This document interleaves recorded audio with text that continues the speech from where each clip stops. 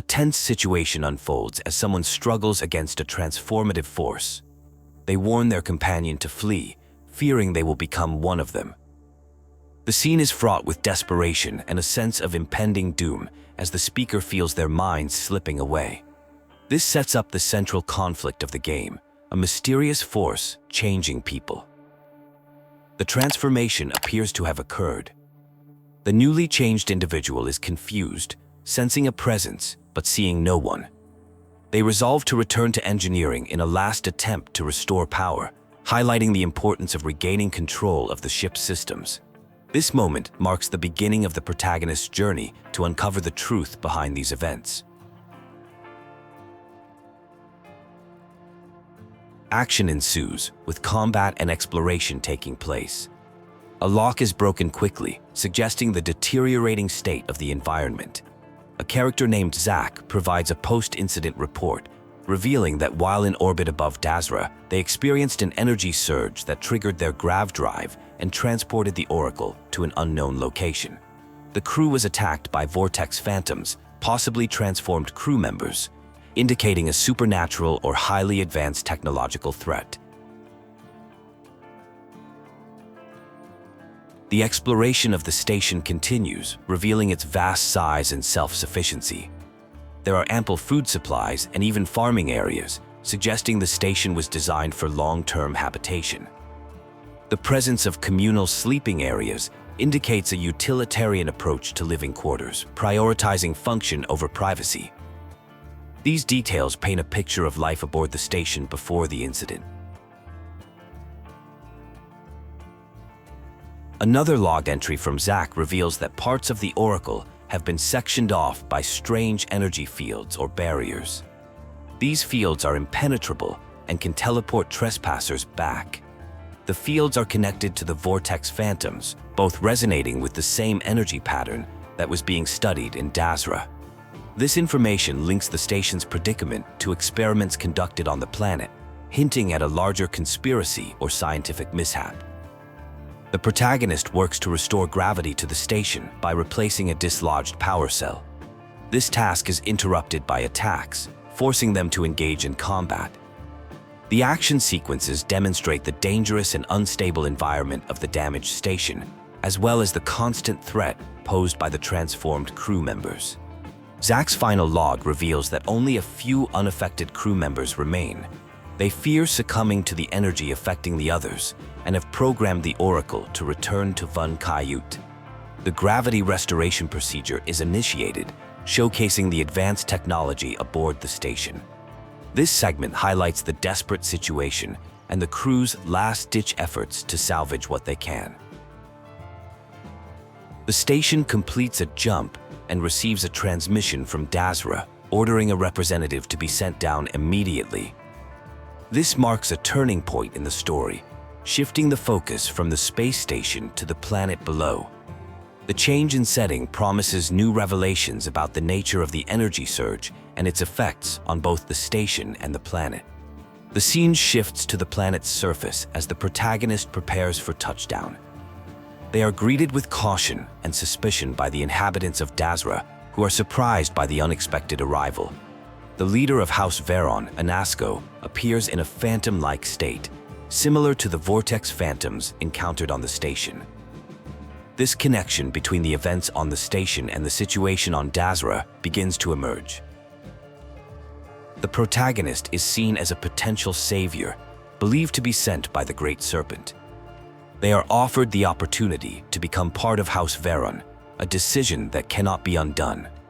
This moment presents a crucial choice for the player, potentially altering the course of the game's story. The religious overtones and the concept of being promised to the Great Serpent add depth to the world's lore. The protagonist undergoes a ritual to become one of the promised. They enter a sacred cave alone, guided by Inaz, the herald of the Serpent. This ritual marks the protagonist's initiation into the culture and beliefs of House Veron, potentially granting them new abilities or knowledge crucial for the challenges ahead.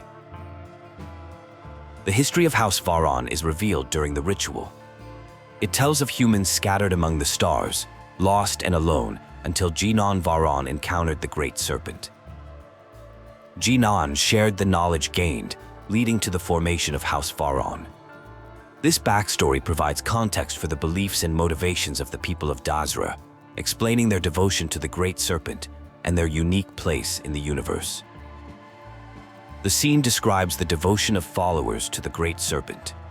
It emphasizes that all actions are sacrifices to hasten the Serpent's return. Followers are urged to make sacrifices to prove their dedication, with the reminder that whether in life or death, all must serve the Great Serpent. This sets the tone for a belief system centered around sacrifice and unwavering loyalty to a higher power. A final ritual is described where participants stand before the Great Serpent. The ritual involves choosing 2 items representing different aspects of the house's connection to the Serpent. These items are placed on an altar as offerings, with the belief that this act will allow the Serpent to fill the participant with its spirit. The ritual culminates in the participant arising as one of the promised of the house, signifying a transformation or elevation in status within the belief system. The scene describes the completion of a ritual where a participant becomes one of the promised of House Veron. The newly initiated is asked if they feel the Great Serpent working within them and if they feel reborn. Their devotion and strength are praised as bringing glory to the Great Serpent and House Veron. The individual is granted the title of Harbinger, a position of trust and importance. They are instructed to serve the High Council and the Great Serpent, reinforcing the core tenet that all must serve. This segment appears to be a transition, possibly indicating movement or a change in scene. The mention of on deck suggests a nautical or spacefaring setting, which aligns with the previous mention of a fleet. The presence of music and applause implies a formal or ceremonial atmosphere, possibly related to the ritual or initiation described earlier. A tense encounter is described where an unexpected visitor is confronted. The visitor is warned to choose their words carefully, as their life depends on it. However, the situation quickly shifts as one of the group members, possibly a leader, suggests that the visitor might be a gift from the Great Serpent in their time of need. This reveals a society that has been isolated for generations, with strict security measures. The timing of the visitor's arrival is seen as curious and potentially significant. The scene continues the encounter with the unexpected visitor. It's revealed that not being born of House Veron complicates matters for the visitor. A spiritual experience is described where someone, possibly the visitor, hears the voice of the Great Serpent. They seek guidance in an hour of need, mentioning a gate in the Citadel that has been opened. The speaker expresses confusion and a desire for wisdom, emphasizing their commitment to serving the Great Serpent. This segment focuses on a leader named Anasco Veron, who has been appearing in a state similar to other people trapped as Vortex phantoms. Unlike the hostile phantoms, Anasco is different and non-aggressive. The people yearn to hear his voice for reassurance. It's revealed that an experiment led to an accident, resulting in many people being left in this phantom state. The visitor claims to hear Anasco, which is met with both skepticism and hope. The scene elaborates on Anasco Veron's significance as the leader and grandson of Jinan Veron. The visitor's claim to hear Anasco is treated as a momentous event, as no one has heard from Anasco in a long time. The visitor is asked to prove their claim by relaying Anasco's words. This revelation is seen as a sign that the visitor has been chosen by the Great Serpent to help save the people of House Veron from their current calamity. The visitor's ability to hear Anasco is confirmed, leading to a declaration that they have been chosen as an unlikely vessel for the Great Serpent's providence. The visitor is asked to help save the people, but is told they must follow certain precepts and principles. To truly aid the people, the visitor must become part of House Veron, a commitment that cannot be undone. The scene emphasizes the gravity of this decision and its irreversible nature. This segment explains the concept of the promised in House Veron. They are described as people blessed by the Great Serpent with knowledge of the future and their place in it. Their service to the Serpent guarantees them a place in the new world's created upon the Serpent's return. The visitor's arrival is seen as a sign from the Great Serpent that the people must put aside their differences and work together to address their current dilemma. The scene introduces Malabar Dulf, a member of the High Council of House Vun. Malabar invites the visitor to enter the city, assuring their safety. The visitor is asked to avoid interacting with citizens until they become promised. A brief mention is made of a scaled citadel that was the center of an explosion, destroying much of the city and causing many casualties. This reveals a recent catastrophic event that has deeply affected the community. The narrative continues with Malabar Dulf leading the visitor into the city. They encounter opposition from another individual who questions the decision to allow an outsider into their sacred space, especially given the recent losses and the missing speaker. Malabar defends the decision, stating their belief that the visitor was guided there by the Great Serpent. This interaction reveals tension and disagreement within the community about how to handle their current crisis. The scene describes a ritual intended for converts to become promised. This ritual hasn't been performed in generations, highlighting the unique nature of the visitor's situation. The visitor is introduced to Inak Kaiser, the herald of the Serpent, who will guide them through the ritual. The ritual is described as a transformative experience that the visitor must undertake alone, emphasizing its personal and spiritual nature. Inak Kaiser begins to explain the ritual to the visitor. It's described as a lesson, a test, and an opportunity for the Great Serpent to fill the participant with something greater than they were before. The visitor is warned that there's no turning back once they enter the sacred cave, and that the decision to proceed must be made of their own free will. This emphasizes the gravity and irreversibility of the ritual. The scene continues the preparation for the ritual. Enoch Kaiser reiterates that the visitor must undertake this journey alone, without their escort. The ritual is described as a path that lies before the visitor, but one they must choose to walk themselves. This emphasizes the personal nature of the spiritual journey and the importance of individual choice in the process of becoming one of the promised. The history of House Veron is recounted, describing how humans, once scattered among the stars, were brought together by Jinan Veron. Jinan received guidance from the Great Serpent and shared this knowledge, leading to the formation of House Veron. The scene emphasizes the transformation from isolated individuals to a united group under the guidance of the Great Serpent. The visitor is invited to follow this example and cast aside their past burdens. The narrative continues the history of House Veron, describing how the early followers entrusted their hopes, fears, and dreams to the Great Serpent. This act of faith is credited with bringing greatness to House Veron. The visitor is encouraged to take the same leap of faith, promising that embracing the Great Serpent will result in the Serpent embracing them in return. This reinforces the reciprocal nature of the relationship between the followers and their deity.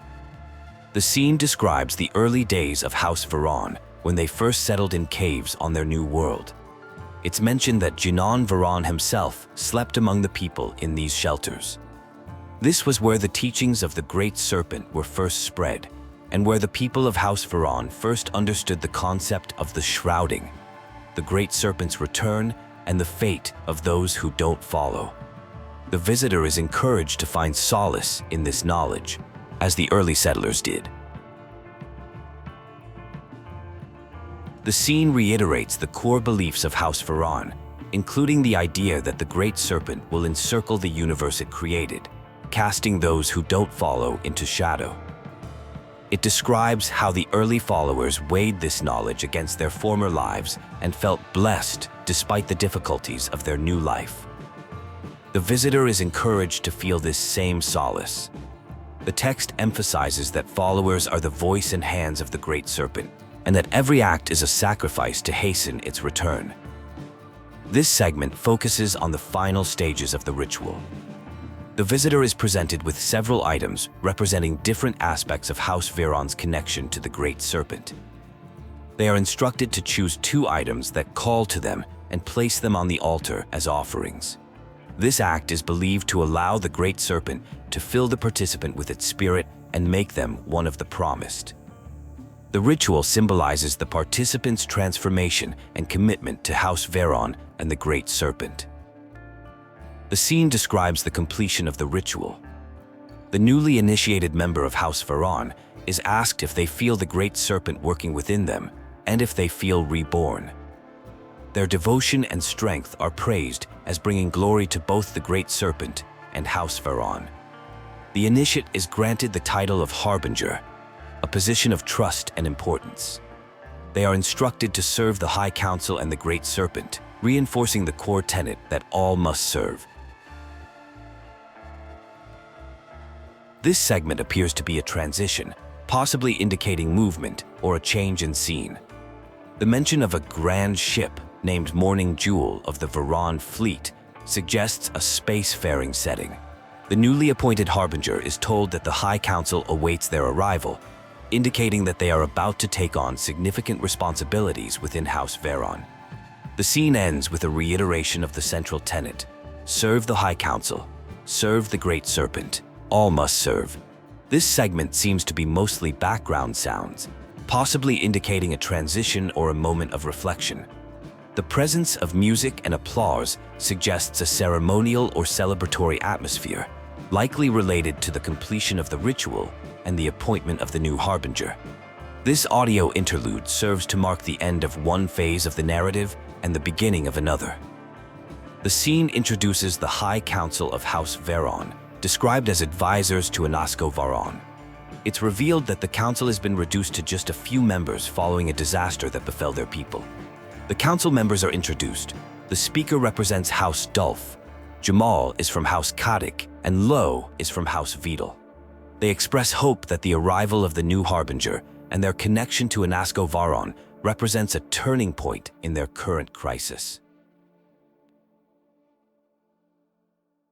This segment reveals tension among the council members regarding the decision to convert an outsider to House Veron. Some members express concern about the hasty nature of the decision, while others defend it as necessary given their dire circumstances. The scene also mentions Anasco Veron and his father, suggesting they relied on the teachings of Janan to guide them. There's a hint that Anasco may have sought to establish direct contact with the Great Serpent, possibly deviating from traditional methods. The scene elaborates on Anasco Veron's actions, revealing that he had been conducting experiments using Grav drive technology to attempt direct contact with the Great Serpent. This was done without the full knowledge or consent of the Council. The experiments apparently led to a catastrophic event centered on the scaled Citadel. A massive energy wave swept across their city, Dazra, causing widespread destruction and leaving many people in an altered state. This reveals the source of the crisis facing House Veron. The Citadel remains trapped between our universe and the Vortex, inaccessible and preventing entry. The experiment is presumed to be ongoing, leaving us unable to intervene. Hope was dwindling until a recent arrival interacted with Anasco, suggesting he could still be saved. A plan to access the Citadel had been devised but stalled. The current head of the science team, ICE, is located in Jinan Plaza and should be informed about the experience with Anasco to proceed with the Morning Device project. The arrival of the Harbinger has stirred things up significantly. Ease explains that an energy field surrounds the Citadel, making it impossible to shut down the experiment inside. A plan to build a device redirecting Grav drive energy to penetrate the barrier was halted due to political issues. The houses under Veron's banner, responsible for various aspects of governance, need to contribute to the project.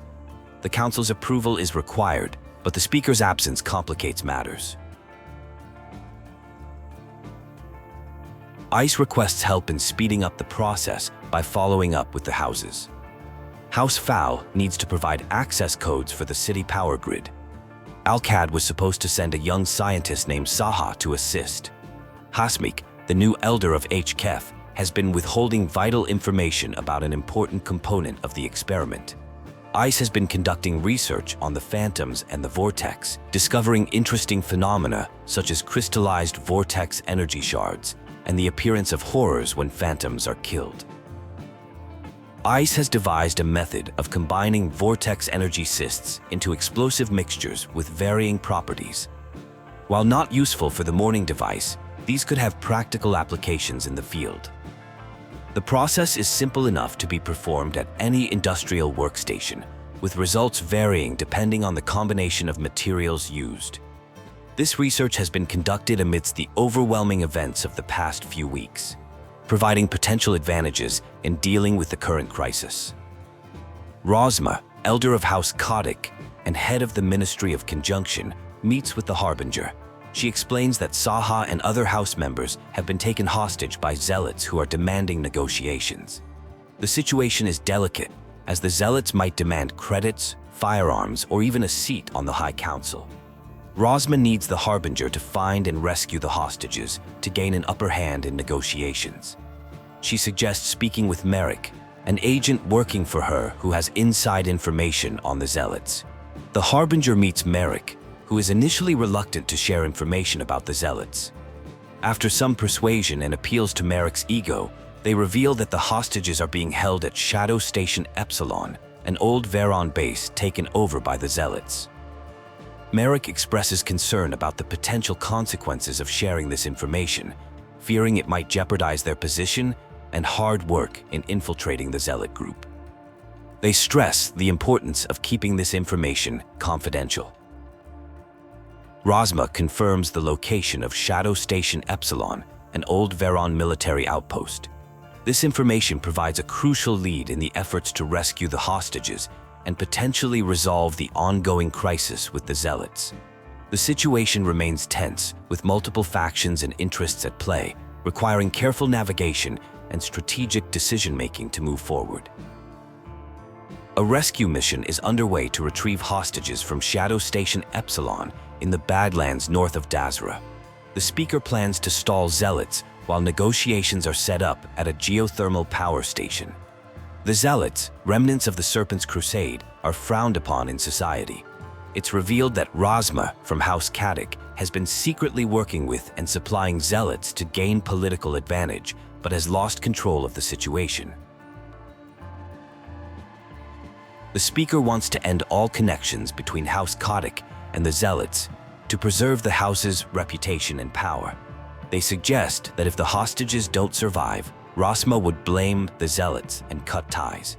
The speaker emphasizes the importance of noble houses in guiding people and maintaining stability in Da.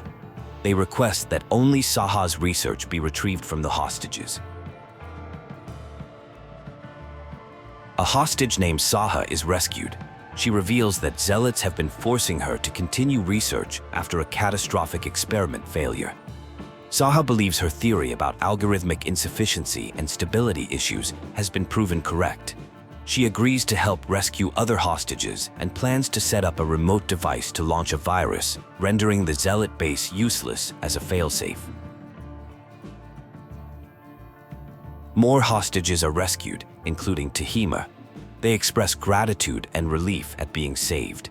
Saha stays behind briefly to ensure everyone can return safely, promising to catch up later for the negotiations. She confirms that she has rigged a remote device to shut down the Zealot base if necessary. Negotiations with the Zealots are taking place. Saha arrives and threatens to destroy the Zealots' ships and Shadow Station Epsilon using a virus she developed. The Zealot leader, Meal, initially disbelieves but eventually concedes, ending the negotiations. Rosma acknowledges the debt House Kotick owes for the rescue and resolution of the situation. Saha hands over her research and algorithm to be given to the High Council. Rosma discusses maintaining a delicate balance with the Zealots, referring to them as a necessary evil that will be watched more closely. She requests secrecy about the events. The conversation reveals tensions within House Kotick regarding their approach to Zealots. A debate ensues about the interpretation of a vision or dream concerning Anasco. One side argues it's a message from the Great Serpent, while the other dismisses it as irrelevant given the current crisis. The arrival of the Harbinger with Sima and Saha's work is announced, viewed as key to stabilizing the Morning device and potentially saving their city. The discussion highlights a conflict between faith-based and science-based approaches to their problems. A heated discussion takes place regarding faith, customs, and blasphemy. There is debate about whether works can succeed without proven worthiness of grace.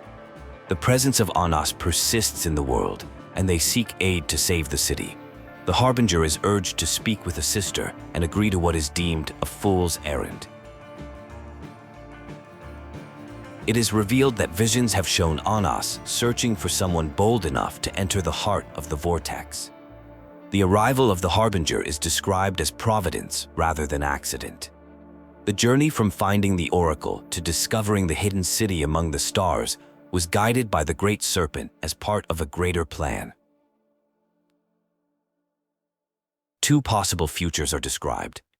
In the first, reaching the Citadel finds Anasco too far gone into the void, leading to widespread destruction.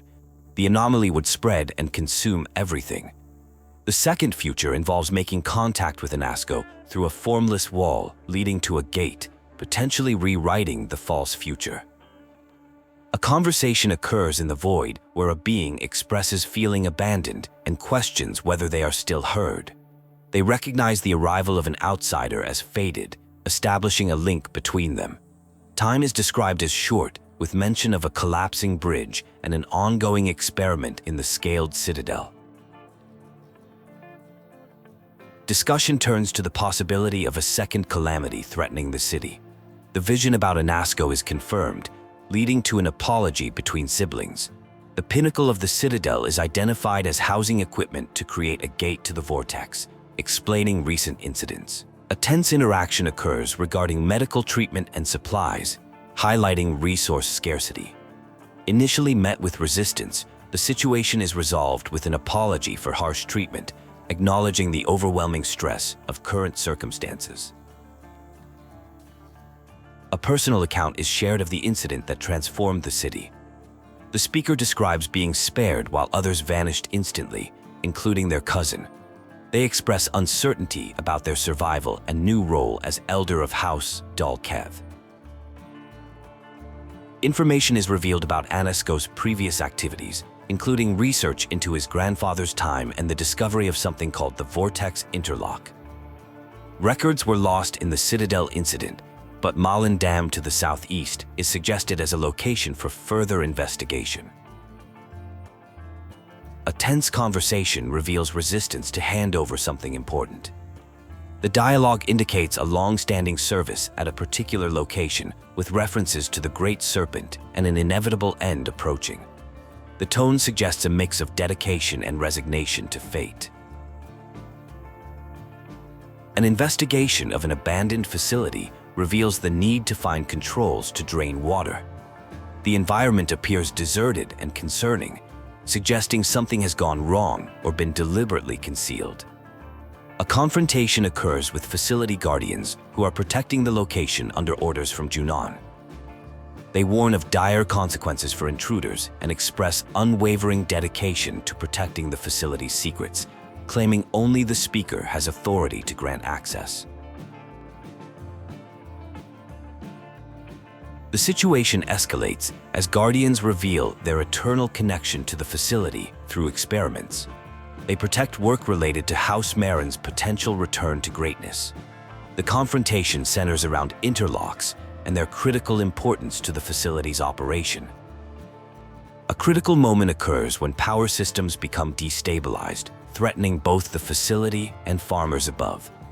This creates a moral dilemma between completing the mission and potentially harming innocent people, while guardians remain committed to their duty. The scene shifts to discussion of scientific progress and calculations, with references to recent accidents and divine intervention. The dialogue suggests important discoveries and technological advances that could impact the Citadel.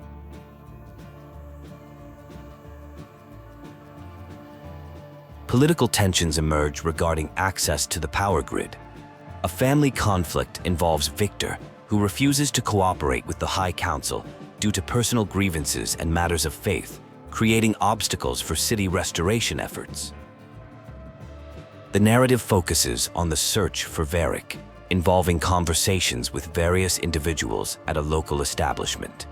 Information about his disappearance is carefully controlled, with implications of serious consequences for those who aided his departure. The scene concludes with an outsider's perspective on recent events, noting the unusual acceptance of a stranger in a traditionally closed society, especially following the loss of half their city. The situation appears to be leading towards significant changes in the community.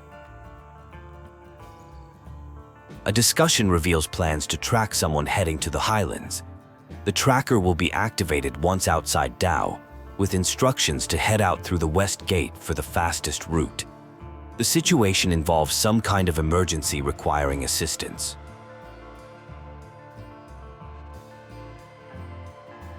An inspection reveals a vessel that appears to be in poor condition and unlikely to be capable of space travel.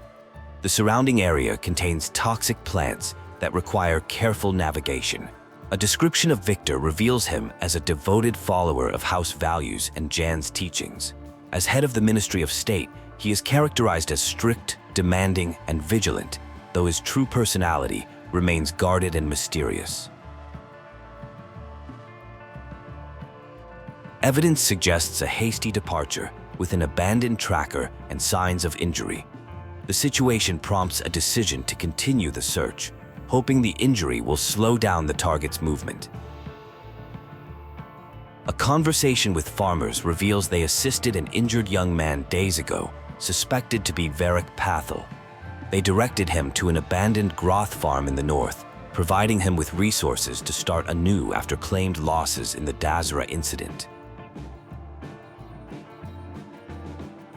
A tense encounter with Var'uun'kai reveals his desire to escape his predetermined path as heir to House Vethal and the Ministry of State.